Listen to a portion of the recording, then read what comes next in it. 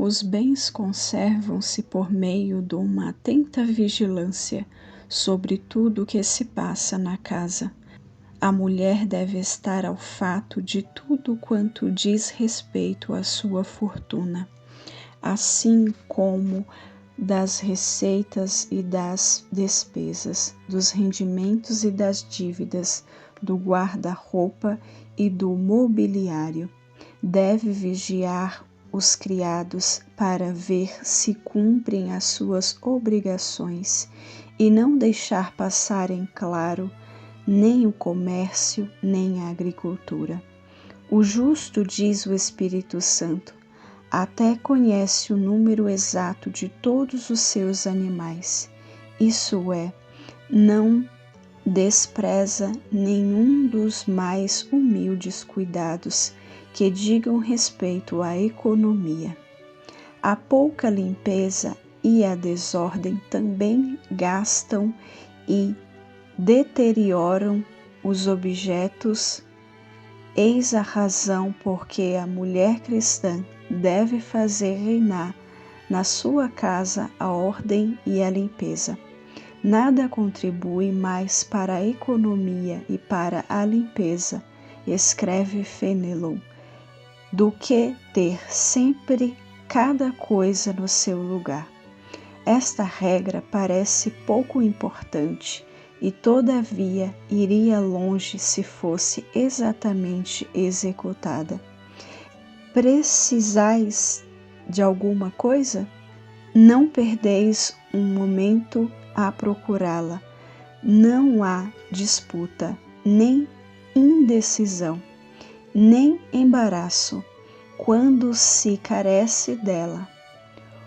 Ponde-lhes a mão por cima, e quando vos tiver servido dela, tornais a colocá-la no mesmo sítio em que a encontraste.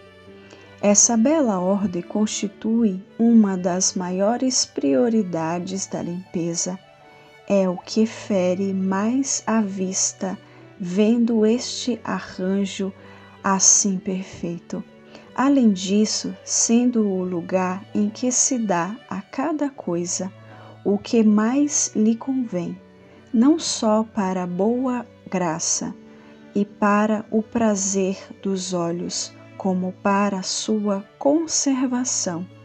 Este objeto dura muito mais tempo, bem acondicionado, está mais bem conservado, não se quebra por qualquer acidente, porque um vaso, por exemplo, não está tanto em perigo de se quebrar quando é colocado no seu lugar, logo imediatamente depois de nos termos servido dele.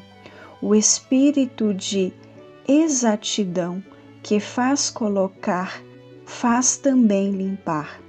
Além disso, basta ver que por meio desse hábito tiramos aos criados o espírito de preguiça e de confusão. Mas, da mesma forma que é bom evitar excesso de polidez, é bom também não exagerar o excesso da limpeza. A limpeza, quando é moderada, é uma virtude, mas quando é exagerada, degenera ou pode degenerar em pequenez de espírito. O bom gosto rejeita a delicadeza excessiva. Trata as pequenas coisas como pequenas e nunca se sente ferido. Não esqueçamos que a economia é irmã gêmea da liberdade, visto que é impossível dar muito se dissipamos quando possuímos. Não se devem, diz, eliminar as despesas supérfluas, senão para mais facilmente poder cumprir os deveres que a amizade ou a caridade inspiram. Era tão caridosa a senhora de Chantal que se levantava antes dos criados para distribuir a cada um as suas ocupações diárias, e todos os dias, depois de ter ouvido missa, visitava as cozinhas, os pátios e, algumas vezes, mesmo as quintas mais afastadas, dando a tudo esta vista de dono. Em tudo fez prosperar. Ainda havemos de ter ocasião de falar neste livro de Virginia Bruni, viúva falecida em Roma em 1840, na idade de 28 anos. Eis o que escreveu dela o seu ilustre biógrafo, o padre Ventura. Virgínia costumava dizer: ai das famílias em que as mulheres não servem para nada ou nada querem fazer.